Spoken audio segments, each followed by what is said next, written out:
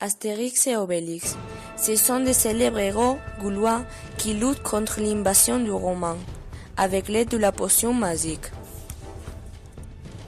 L'hymne national de la France, composé en 1792 par Roger de Lille.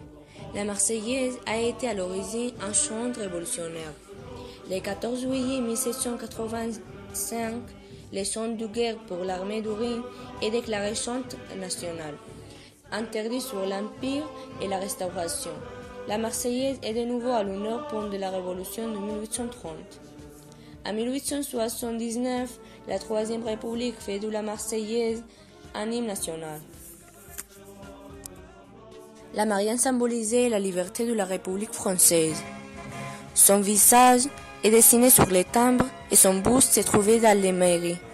Les bonnets frisiens de la femme représentent les esclaves qui deviennent citoyens.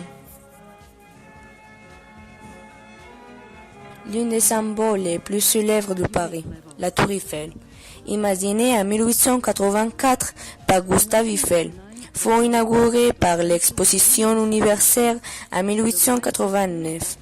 Les Parisiens la surnommaient la Grande Dame, par ses dimensions exceptionnelles.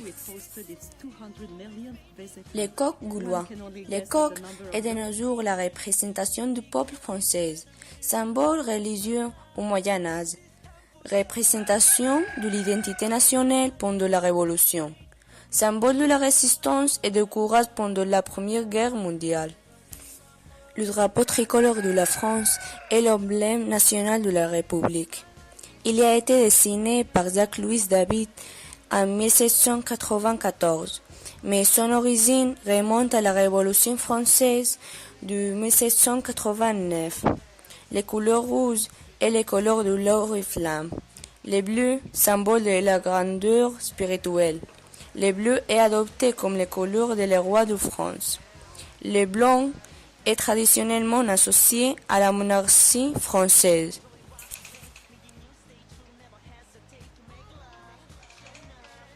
Le 14 juillet 1790, la fête de la Fédération commémore le premier anniversaire de la prise de la Bastille. Le 14 juillet est la journée révolutionnaire parisienne devenue la fête nationale de la France, qui associe la solennité du défilé militaire et la jouée de baies et des feux d'artifice.